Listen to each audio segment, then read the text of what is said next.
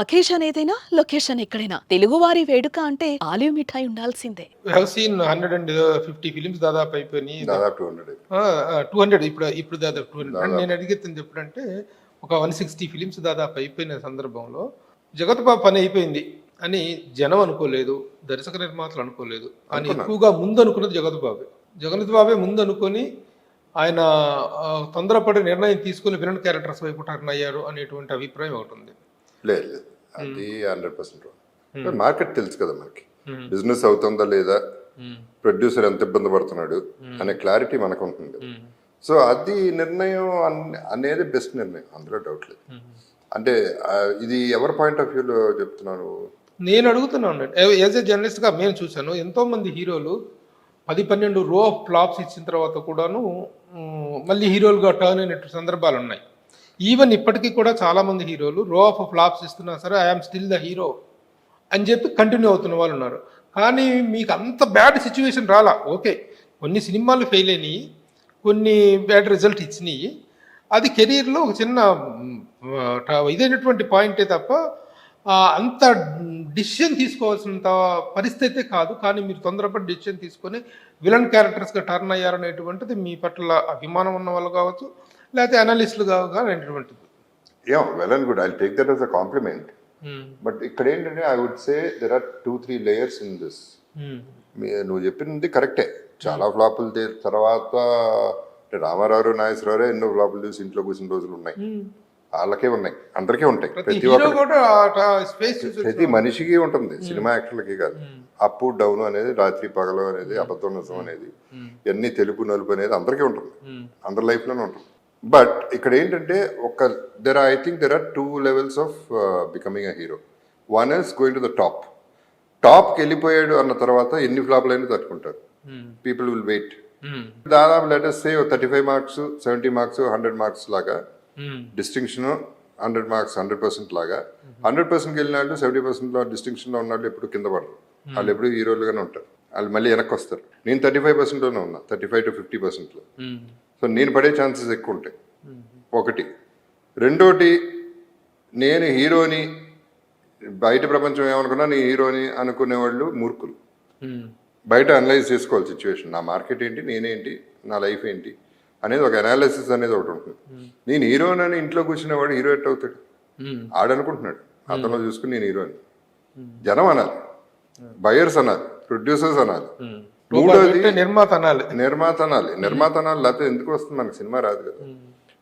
నాలుగోదో మూడోదో what ever అడిగి నేను హీరోని అని రుద్ది మాయ చేసి 4 మాటలు చెప్పేసి హీరోతో ఎట్టగొట్ట ప్రొడ్యూసర్ని పడేసి ఈ మేనేజ్ చేసి మెనిపులేట్ చేసేవాళ్ళు వాళ్ళు ఒక కేటగిరీ. సో నేను ఏ కేటగిరీలోనూ పరికరాను. నేను చెప్పిన టాప్ 100%లో లేను, డిస్టింక్షన్లో లేను, నేను గవర్నమెంట్ జాబ్లో ఉన్న మనిషిని. So I had to balance it and I could see literally market లేదు అన్న తర్వాతే నేను డెసిషన్ తీసుకుంది. ప్రవరాక్యుడప్పుడు that was the last film as a hero as far as I remember. కొంచెం బిగ్ బడ్జెట్ సినిమా, అదొకటే సినిమా ఉంది నాకు అప్పుడు. మిగతా సినిమాలన్నీ లేవు, రాలేదు, ఎవరు ప్రొడ్యూసర్స్ రాలేదు, లేరు. నేను కదా పడింది 3 years ఇంట్లో కూర్చుంది నేను. సో మార్కెట్ లేదనేది 3 years ఎందుకు కూర్చుంటాం, మార్కెట్ లేనప్పుడు కూర్చుంటాం. సో మార్కెట్ లేదనేది క్లారిటీ వచ్చేసింది. ప్రవరాక్యుడప్పుడు డెసిషన్ తీసుకోవడం జరిగింది, అది బయటికి చెప్పలేదు కానీ నా డెసిషన్ నేను తీసేసుకున్నాను. హీరోగా మార్కెట్ అయిపోయింది, ఇప్పుడు నెక్స్ట్ ఏంటి, నాకు వచ్చింది acting. I'm not a hero, I'm an actor. So నేను యాక్టింగ్ చేస్తా.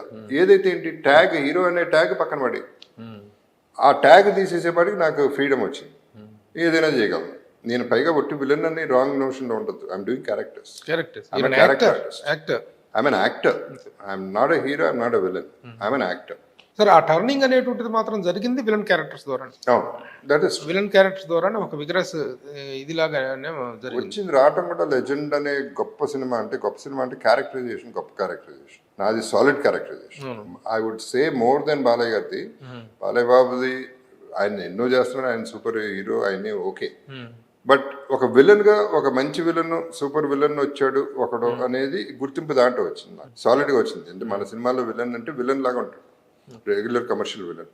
బట్ ఈ నేను చేసింది క్యారెక్టర్లో దమ్ ఉంది. ఒక యంగ్ క్యారెక్టర్, పెళ్ళైన ముందు నుంచి, పెళ్ళైన కాడ నుంచి, తర్వాత older character, older generation, and every scene every shot Boyapati conceive చేసినలో సాలిడ్నెస్.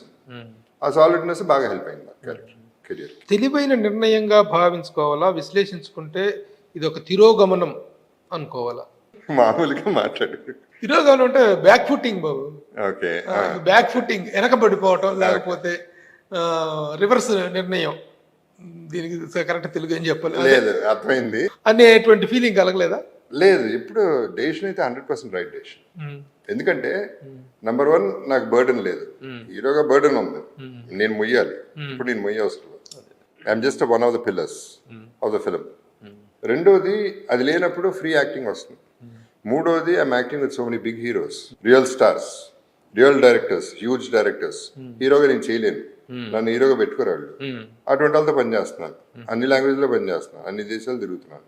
What else do I want? So ఇంకా స్పాన్ పెరిగిందంట. 100% పెరిగింది, 100%. బాబు, ఈ చేంజ్ అనేటువంటిది ఎవరు ఎలా తీసుకున్నప్పటికీ ఇంట్లో ఫ్యామిలీ మెంబర్స్, ఇంతకాలం మా డాడీ హీరో అని, మా వారు హీరో అని చెప్పి మీ శ్రీమతి గారు అనుకోవటం, అది ఒక విలన్ గా టర్న్ అవటం పట్ల వాళ్ళ రియాక్షన్ ఎలా అనిపించింది మీకు? బంధువుల సంగతి నాకు తెలియదు, కానీ ఇంట్లో నేను ఎప్పుడు హీరో అని ఫీల్ అవ్వలేదు. వాళ్ళేం ఫీల్ అవ్వలేదు. మా ఆయన హీరో, మా నాన్న హీరో, ఇవన్నీ వాళ్ళకి లేవు, అసలు ఆ థాటే లేదు. ఇన్ఫాక్ట్ నాతో నడవని కూడా నడవరు పక్కన, నేనుంటే ఎక్కడో నడుస్తుంటారు. They not connected. So what, it's another profession అంతే వాళ్ళ ప్రకారం, which is right. They are right in their own way. వాళ్ళ లైఫ్ కాదు normal. Okay, is a good dad, good husband, డబ్బులు ఇస్తాడు, బాగా చూసుకుంటాడు. That's all we need, that's all they need. అంటే they are not much professional గా మీ పట్ల. అంటే ఆ రోజుల్లో శుభలగ్నం అలాంటి ఒక రో ఆఫ్ ఫిలిమ్స్ చేసిన మావచూరు, ఇలాంటి రో ఆఫ్ ఫిలిమ్స్ చేస్తున్న రోజుల్లో కూడా మిమ్మల్ని వాళ్ళు ఎంజాయ్ చేయలేదా మీ కెరీర్ కానీ? వాళ్ళు నా సినిమాలు చూడలేదు, బయట వాళ్ళ ప్రపంచం ఏం జరుగుతుందో వాళ్ళకి తెలియని కూడా తెలియదు. So they not connected at all. అలా మీకు అనిపించదా మరి, నా సినిమా చూడలేదా మీరు, మీరే నన్ను అభిమానించకపోతే బయట వాళ్ళు ఎందుకు అభిమానిస్తారు అనేటువంటి వాదన మీరు ఎప్పుడు పెట్టలేదా? అంత ఆలోచన లేదు. అది ఎవరిష్టం వాళ్ళది. Just because I'm your husband or your father, అది చూడాలని రూల్ ఏం లేదు. అది వాళ్ళు ఇష్టమైతే చూస్తారు, లేకపోతే లేదు. ఇప్పుడు అసలు చూడలేదు, ఎందుకంటే ప్రతి సినిమాలో చంపేస్తున్నారు, లేకపోతే ఏదో రకంగా బ్యాడ్ చేస్తున్నానని అసలు చూడలేదు. వాళ్ళకి ఇంట్లో ఫేవరెట్ హీరోలు వాళ్ళు ఉన్నారండి, అలా చూస్తారా? చాలా తక్కువ. సినిమా వాళ్ళకి సినిమా తాలూకు ఇదే బాగా తక్కువ. ఎప్పుడో చిన్నప్పుడు మా చిన్నమ్మాయి పెద్దమ్మాయికి షారుఖ్ ఖాన్ అంటే ఇష్టం. అప్పుడు సినిమాలు బాగా చూసేది. ఎవరో షారుఖ్ లైన్ లో కనెక్ట్ చేస్తే కంగారు పడి టాయిలెట్ లో బయటికి రాలేదు ఫోన్ మాట్లాడటానికి. అలాగే చిన్నమ్మాయి రామ్ చరణ్ అంటే ఇష్టం. అట్లా రామ్ చరణ్ తో మన బర్త్డే విషెస్ పంపించా. అయ్యో ఇట్టని పనులు ఎందుకు చేస్తావు, నేను ఊరిని అభిమానం అట్లా అన్నానంతే, నా ఇట్టని పనులు మాకు బాబాయ్ నాకు కంగారు ఇట్టండి అని అడగ not connected with just opinions. Okay okay. Second innings అనేటువంటిది స్టార్ట్ చేశారు అనగానే ఇక ఆ పని అయిపోయిందిరా బాబు, ఈ పని మొదలు పెట్టారు అనుకునేటువంటి ఒక ఫేజ్ వచ్చేస్తుంది. Okay, let us expect. కానీ మీ విషయంలో జరిగింది ఏంటంటే అన్యూజువల్ హైప్, అన్యూజువల్ చేసినటువంటి విలన్ క్యారెక్టర్లా తన్నులు తిన్నాడా తన్నాడా ఇవి కాదు కావాల్సింది. హౌ బెస్ట్ హీఈస్ గ్రోయింగ్ అనేటువంటిది మాత్రం చాలా సర్ప్రైజింగ్ గా అనిపిస్తుంది. It is wonderful compliment. How you're enjoying this particular second innings? Second innings అనేది జనం పెట్టిన పేరు అది. నాకు సెకండ్ ఇన్నింగ్స్ లేదు, ఏం లేదు. I'm an actor, I was always an actor. I'm enjoying it Prabhu, doubt లేకుండా. ఎందుకంటే ఇందాక చెప్పిన రీజన్స్ మళ్ళీ రిపీట్ చేయవసరం లేదు. ఫర్ ఎగ్జాంపుల్, ఇప్పుడు నేను యుఎస్ వెళ్ళినప్పుడు ఈవెన్ అమెరికన్స్ వాళ్ళు కూడా ఎయిర్పోర్ట్ లో గుర్తుపట్టే స్థాయికి వెళ్ళారంటే it is because of the other films I'm doing with other heroes, the stars and star directors and all these people. Exposure పెరిగింది. నేను హీరోగా ఉన్నప్పుడు ఏమీ రావుగా, వీళ్ళందరూ నాతో చేయరు. ఈ సినిమాలు అక్కడికి రీచ్ అవ్వవు. So I reach the world అంటే it is the reason is the stars and the star directors and the star producers. So enjoy చేయకుండా ఎట్లా ఉంటాను? అయితే అంత పెద్ద స్థాయిలో are you being remunerated? Remuneration అనేది okay, it's materialistic thing, monetary aspect అది. ఫస్ట్ నేను చూసేది క్యారెక్టర్ సూపర్ ఉందా లేదా. సూపర్ ఉంది, నాకు పేరు వస్తుంది అంటే రెమ్యునరేషన్ అది పట్టించుకోండి. అదే పెద్ద సినిమాలు అంటే మళ్ళీ డెఫినెట్గా I also have an ego. అంటే అవతల చిన్న చూపు చూస్తుంటే నేను, ఎందుకంటే నా మీద నాకు రెస్పెక్ట్ ఉంది. ఆ రెస్పెక్ట్ చూపించకపోతే ఐ వోంట్ బి హ్యాపీ. దానికని రెమ్యునరేషన్ అనేది ఒక ఇష్యూ అవుతుంది. ఇప్పుడు ఎట్లా మెయిన్గా ఎక్కడ హర్ట్ అవుతామంటే, జగపతి బాబు చెప్పే కదా ఇందాక, గర్క మురిగి తక్కువకి వస్తాడులే, టేక్ ఇట్ ఫర్ గ్రాంటెడ్, టైంకి వస్తాడులే, ఫోన్ చేయవసరం లేదు, ఆ టైంకి రాకేం చేస్తాడు అంటే వస్తాడులే, సచ్చినట్టు వస్తాడులే అనే టైప్లో అయిపోయింది. అదే అవతల నుంచి తమిళ నుంచో లేకపోతే వేరే లాంగ్వేజ్ నుంచి ఎవరైనా వస్తే వాళ్ళకి రెస్పెక్ట్ ఎక్కువ, వాళ్ళకి డబ్బులు ఎక్కువ, అవన్నీ ఓకే.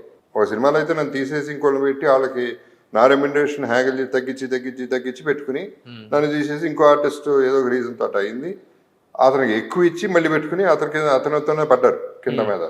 సో ఇవన్నీ ఓకే. జగపతి బాబు వచ్చేవాడికి చులకన, చిన్న చూపు అనేది ఉంది. అది తప్పని డెఫినెట్గా నేను హర్ట్ అవుతాను. కాబట్టి నేను అడగటం అనేది ఎట్లా అడగాలో నాకు నిజంగా తెలియదు. బట్ నేను అడిగే పద్ధతి ఏమైనా హార్ష్గా ఉంటుందో నాకు తెలియదు. రెమ్యునరేషన్ టైంకి ఇవ్వకపోతే ఎందుకు ఇవ్వలేదు అని అడిగినా, ఏం రెమ్యునరేషన్ ఇవ్వాలా, ఇవ్వకపోతే చేయడా, రెమ్యునరేషన్ అడుగుతాడేంటి జగపతి బాబు, అదేంటిది అందరూ ఒక రెమ్యునరేషన్ అనుకున్న తర్వాత అది ఇవ్వాలి. అడుగుతాడా, ఇవ్వాలా, ఇప్పుడు మేము పెద్ద బ్యానర్లో మేము తర్వాత ఇస్తే ఇస్తాం లేకపోతే లేదనే టైప్లో అట్టా అయిపోయింది, మరీ చులకన అయిపోయింది. సో అది కొంచెం బ్యాలెన్స్ చేసుకోవాలి. అది ఎలా అనేది నాకు తెలియదు. ఇది మీరు మొదటి నుంచి చేసుకున్నటువంటి నేను చేసుకున్న తప్పిదమే అని మాత్రం నిర్మాటంగా చెప్పగలను. ఎందుకంటే I know your remuneration policies, కానీ మీరు మొదటి నుంచి కూడా అసలు కార్లో పెట్రోల్ దగ్గర నుంచి మీరు ప్రతిదీ కూడా మీ సొంతంగా అభిరించుకొని రావటం, ఇవన్నీ ఒక గొప్ప సిస్టమ్ని మీరు ఇంట్రడ్యూస్ చేశారు. అదే మొహమాటానికి పోవటం అనేటువంటి దాంట్లో ఎక్కువగా అతిగా తినటం ఆరోగ్యానికి హానికరం అయితే, అతి మంచితనం అనేటువంటిది జీవితానికి హానికరం అనేటువంటిది మిమ్మల్ని మీ నాన్నగారు జగత్ రాజేంద్ర ప్రసాద్ గారిని చూస్తే అర్థమవుతుంది. అతి మంచితనం అనేటువంటిది ఎలా ఎఫెక్ట్ అతి మంచితనం మూర్ఖత్వం అయిపోతుంది. సుమన్ టీవీలో మీ పర్సనల్ అండ్ బిజినెస్ ప్రమోషన్స్ కోసం కింది నెంబర్కి కాంటాక్ట్ చేయండి.